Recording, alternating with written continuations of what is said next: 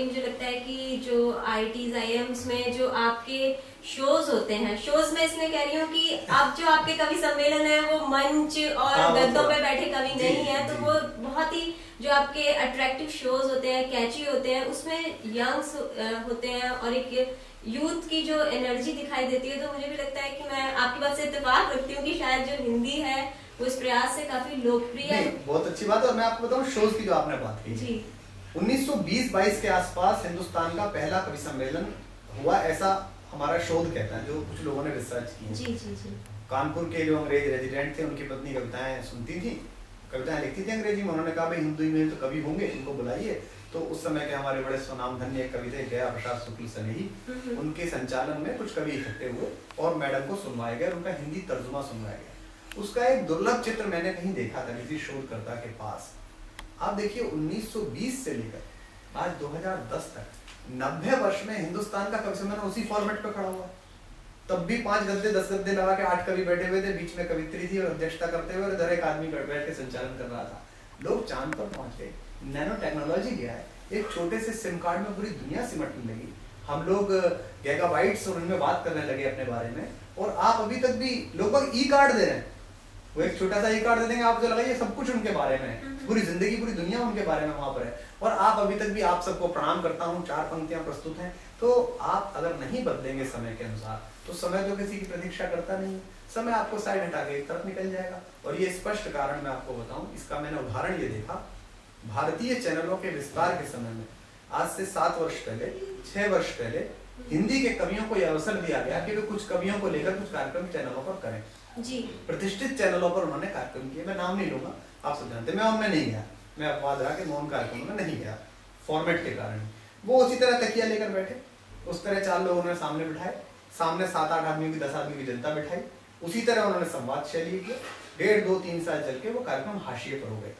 लेकिन हमारे कवि सम्मेलन के घिसे पिटे चुटकुले, ऐसे जुमले जो मृतप्राय हो चुके थे, ऐसे चुटकुले जिनमें चुटकुले ही वृद्ध हो गए थे, सुनाने वाले तो मर ही गए जी जी, वो चुटकुले लेके लाफ्टर वालों ने एक बड़ी मंडी पैदा कर दी, लाफ्टर वालों ने एक बड़ा सेगमेंट पैदा कर दिया अपने लिसनर्स का। तो आपका ऐसा माल जो आपका मूल माल भी नहीं था, जो कविता नहीं थी, कविता को सेट करने के लिए बीच में फंसाने वाला मसाला था, जब मसाला इतनी महंगी कीमत पर बिक गया और आप कविता को मार्केट में नहीं ले पाए।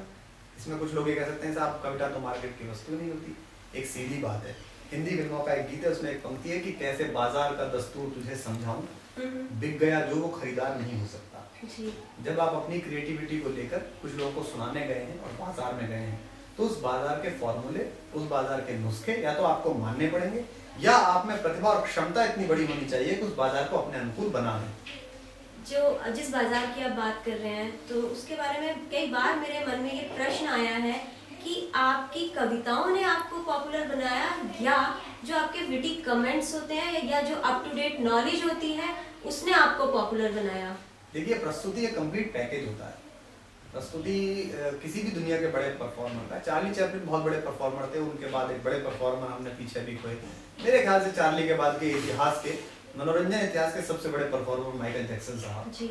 वो गाने भी लिखते थे, वो ने गाते भी थे, वो ने परफॉर्म भी करते थे, वो कोरियोग्राफ भी करते थे, वो बहुत सारी चीजें एक साथ करते थे, वो एक पैकेज था। तो परफॉर्मर जब कभी आप हैं, कभी होते हुए या कैसे भी, तो आप कंप्लीटली पैकेज हैं। आज भी उर्दू के मुशायरों में और हिंदी के कुछ पारंपरिक जो गीतकार लोग हैं, पुराने लोग हैं, वो बातचीत को बहुत बुरा मानते हैं। और अब तो ईश्वर की कृपा, सरस्वती की कृपा है कि वो सब स्वीकार्यता मिल गई। अन्यथा अपने कैरियर के शुरुआत में, कवि सम्मेलनीय कैरियर के शुरुआत में, मैंने कवियों की एक बड़ी जमात का विरोध इस बात पर सहा है, और मैं डिस्कार्डेड पोइट रहा हूँ। मतलब मैंने वो समय भी देखा है कि जब किसी कवि सम्मेलन में मेरी शिरकत को लेकर देश के स्वनामधन्य लगभग 20-25 कवि ये कह देते थे कि वो नहीं आना चाहिए, वो आएगा तो हम नहीं आएंगे। लेकिन धीमे धीमे मैंने अपनी क्षमताओं से या अपनी विनम्रता से या उनके स्नेह की वजह से मैंने उन्हें कन्विंस किया। आज वो सब कन्विंस हैं, उनमें अधिकतम लोग मेरे साथ बैठते हैं, मैं भी उनके साथ बैठता हूँ। उनका स्नेह, उनका समर्थन मुझे याद है, क्योंकि वो इस फॉर्मूले को समझने को तैयार नहीं थे। उन्हें लगता था कि ये कैसा आदमी है जो कॉलर माइक लगा के कविता पढ़ना चाहता है, ये कैसा आदमी है जो डिजाइनर सूट पहनना चाहता है, ये कैसा आदमी है जो मतलब स्वीकृति भेजने के लिए बोलो तो ये कहता है कि मेल आईडी दे दो, मैं उस पर भेज दूंगा। चिट्ठी लिख दे भाई, दिनांक इस तारीख के कवि सम्मेलन हेतु मान दे इतने पर मेरी स्वीकृति है। वो इसी फॉर्मूले में थे। लेकिन दुनिया तो बदलेगी ना, दुनिया जाएगी। तो ये इस पर मैं तो क्या कमेंट करूं कि मैं दोनों दिनों में किस बात के लिए लोकप्रिय हूं, लेकिन मुझे लगता है कि कंप्लीट पैकेज अगर आप इंटरटेनर के रूप में हैं, उसकी लिरिकल वैल्यू भी होनी चाहिए। जैसे मैंने बताया कि ब्राजीलियन जो फैंस हैं उनको उसकी हमिंग पसंद है, कोई दीवाना कहता है, कोई पागल समझता है, उसकी ट्यूनिंग पसंद है। पाकिस्तान के जो लोग हैं उनको इसकी जबान पसंद है। जैसे मोहब्बत एक एहसासों की पावन सी कहानी है, हिंदी का शब्द मैंने सहजता के साथ उस हिस्से में भेज दिया जहाँ पावन चलता ही नहीं है, जहाँ पाकीज़ा चलता है। हालांकि मात्रा में पाकीज़ा बराबर बैठता है। मोहब्बत एक एहसासों की पाकीज़ा कहानी है, पूरा बैठता है, लेकिन मैंने पावन बोला। तो आज कम से कम हिंदी का एक शब्द उनकी स्वीकार्यता में आ गया, उनकी ग्राह्यता में आ गया। तो अगली जनरेशन उर्दू बोलने वाली पाकिस्तान की है, उनको पावन पता है कि पावन क्या होता है, पावन यानी कि पाकीज़ा होता है।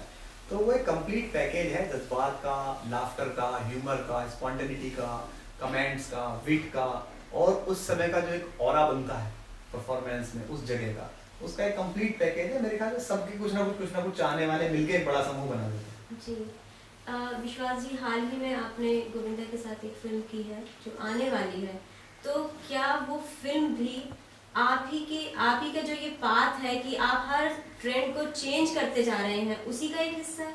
नहीं, बिल्कुल नहीं, उसका हिस्सा नहीं है। और मेरा कोई फिल्म करने का, मैं अभिनय का व्यक्ति नहीं, तो मुझे करना नहीं चाहिए। लेकिन जैसे डेस्टिनी चीज़ों को अपने हिसाब से मोल्ड कर देती है और कई बार उसे स्वीकार कर देना चाहिए। मेरे एक कार्यक्रम में गोविंदा जी चैम्बूर में आए थे 3 साल पहले 15 मिनट के लिए। तो आयोजकों ने कहा कि भाई सांसद महोदय बहुत व्यस्त हैं और उनको 15 मिनट से बैठना है। हमने बोलना शुरू किया और कवियों ने को पढ़वाना शुरू करा। 5-7 कवि उसमें थे, देश के बड़े कवि। तो उनको आनंद आना शुरू हो गया और वो करीब 3.5 घंटे उस कार्यक्रम में बैठ गए। जब मैंने अंत में पढ़ा तो मैंने उनसे माइक से पूछा कि भाई आप 100 करोड़ रुपए की फिल्म बनाते हैं, 300 लोग लगते हैं, 300 दिन लगते हैं, 7 समुद्र घूमते हैं, एक ठुमका स्विट्जरलैंड में लगाते हैं, दूसरा स्वीडन में लगाते हैं, उसके बाद लोग पॉपकॉर्न खरीदने चले जाते हैं या टॉयलेट चले जाते हैं। एक हम है जिनके पास ना संगीत है, ना लाइट है, ना ठुमका है, एक माइक है और हम है, और आप उठ के नहीं जा पा रहे हैं। तो कुछ ना कुछ तो हम बेच रहे हैं दुकान में, कुछ ना कुछ तो हमारी मार्केट वैल्यू है। तो उन्होंने बड़ा अप्रिशिएट किया, उन्होंने खड़े होकर तालियां बजाई। फिर मैं इस बात को भूल गया। उसके बाद 1-2 महीने बाद उनका आयोजक से नंबर उन्होंने लिया और मेरे पास फ़ोन आया कि मैं गोविंदा बोल रहा हूँ और मुझे आपसे मिलना है। तो मुझे लगा वो कभी सम्मेलन करा रहे होंगे अपने क्षेत्र में। बम्बई में था तो मैंने कहा मैं शाम को मिलता हूँ, बम्बई में ही हूँ। उनसे मिला। उन्होंने आदित्य दत्त, एक बड़े युवा गुड बॉय बैड बॉय, जिन्होंने फिल्म बनाई और कई सारी फिल्में बनाई हैं, निर्देशक हैं, उनसे कहा कि भाई वो जो हम एक डावरे नाम करेक्टर सोच रहे हैं युवा नेता का, वो इनसे करा लीजिए। मैंने कहा अभिनय मैंने किया नहीं है, आपके रिस्क पर, आप देखिए खराब हो जाएगा तो आपका, ये आप करवा रहे हैं। तो मैंने वो एक छोटा सा अभिनय था कुछ सीन का, चाय गरम वो फिल्म है जिसमें सेलिना जेटली हैं, अनुपम खेर हैं, सुनील शेट्टी हैं, गोविंदा जी हैं और ईशा हैं, ये सब लोग मिलके एक फिल्म की है। उसके बाद एक फिल्म मुझे और ऑफर हुई थी, लेकिन बम्बई के उस अभिनय जगत का जो गणित और क्रिएटिविटी की जो अनहद नाद है, फ्री रहना, उन दोनों के बीच बहुत सिंक्रोनाइजेशन हो नहीं पा रहा है। तो मुझे लगता नहीं कि मैं ज़्यादा अभिनय करूँगा। वो उन्होंने एक करा ली, एक आध और कभी किसी ने करा ली कर लूँगा, मेरा कोई विचार ऐसा नहीं।